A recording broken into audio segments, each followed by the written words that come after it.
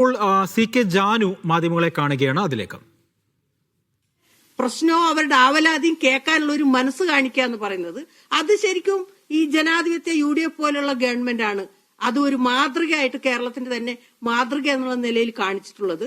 അതുകൊണ്ട് തന്നെ ഞങ്ങളുടെ ഈ ജനാധിപത്യ രാഷ്ട്രീയ പാർട്ടി ഈ ജനാധിപത്യ സഖ്യത്തിന്റെ ഒപ്പം നിൽക്കണം എന്നുള്ള ഒരു തീരുമാനവും ആലോചന എടുത്തു.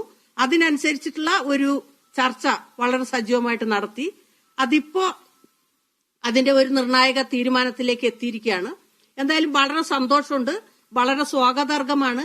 ഞങ്ങളുടെ ആളുകൾ പല സ്ഥലത്തും ഇപ്പൊ ഞാൻ അറിഞ്ഞത് ഇപ്പോ തിരുവനന്തപുരം തുടങ്ങിയിട്ടുള്ള ആളുകൾ പായസം വെച്ച് ആഘോഷം നടത്തുന്നു, നമ്മളെ മുന്നണിയിൽ ഈ അസോസിയേറ്റ് ആയിട്ട് സ്വീകരിച്ചതിന് എന്നാണ് ആളുകൾ ഓരോ സ്ഥലത്തും പറയുന്നത്. അപ്പൊ ആളുകൾ വളരെ സന്തോഷത്തിലാണ് എല്ലാ തലത്തിലും. ഇനിയിപ്പോ നിയമസഭാ തെരഞ്ഞെടുപ്പ് വരികയാണല്ലോ, ആ ഘട്ടത്തില് ഏതെങ്കിലും തരത്തിലുള്ള പരിഗണന അത്തരം ഡിസ്കഷൻ ഉണ്ടായിട്ടുണ്ടോ? അങ്ങനെ പരിഗണിക്കേണ്ടതല്ലേ എന്നുള്ള ചോദ്യം കൂടിയുണ്ട്. അല്ല, ഇപ്പോ നമ്മളെ ഒരു സംവിധാനത്തിന്റെ ഭാഗമായിട്ട് വരുമ്പോ ആ സംവിധാനത്തിൽ എന്തൊക്കെയുണ്ട് അതൊക്കെ ഈ വരുന്ന ആളുകൾക്കും ബാധകമാണല്ലോ. സീറ്റ് പോലെയുള്ള അത്തരം സംവിധാനങ്ങളിലേക്കൊക്കെ വരും. അത്തരം ചർച്ച ഇതുവരെ നടത്തിയിട്ടില്ല, ഇനി പക്ഷെ നടത്തേണ്ടി വരും. അത്തരം കാര്യങ്ങൾ സതീശൻ മാധ്യമങ്ങളെ കാണുകയാണ്. അതിലേക്ക് ഒരുപാട് പേർ പതിറ്റാണ്ടുകളായി ഇടതുപക്ഷ സഹയാത്രികരായി പ്രവർത്തിച്ച ആളുകൾ ഇടതുപക്ഷത്തോട് സലാം പറഞ്ഞു UDFന്റെ ഈ പൊളിറ്റിക്കൽ പ്ലാറ്റ്ഫോമിൽ ഉണ്ടാവും. നിങ്ങൾ നോക്കിക്കോ.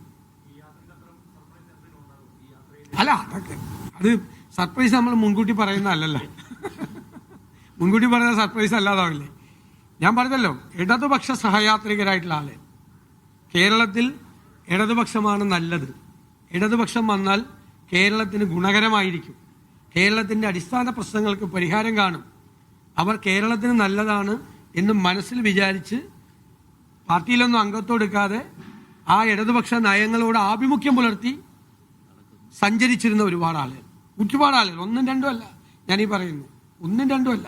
കേരളത്തിലുടനീളം ഒരു വലിയ മാറ്റം ഉണ്ടാവും. കാരണം ഇവർ ഇടതുപക്ഷമല്ല, ഇവർ തീവ്ര വലതുപക്ഷമാണ് എന്ന് ഞങ്ങളെക്കാളും മുമ്പിൽ അവർ തിരിച്ചറിഞ്ഞിട്ടുണ്ട്.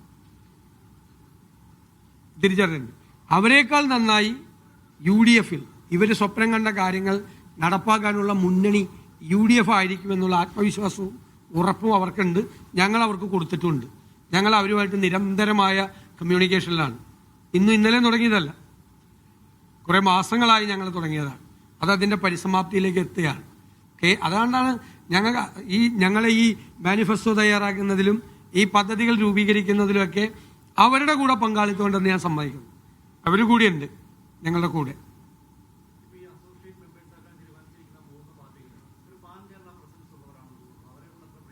അല്ലല്ല, അവരെല്ലാം അവരുടേതായ മേഖലകളിൽ അവർക്ക് സ്വാധീനമുള്ള ആളുകളാണ്. ഞാൻ പറഞ്ഞില്ലേ, ഇതൊരു വലിയ പൊളിറ്റിക്കൽ പ്ലാറ്റ്ഫോമാണ്. അതിലെല്ലാവരും ഉണ്ടാവും. നിങ്ങൾ നോക്കിക്കോ, എല്ലാവരും ഉണ്ടാവും.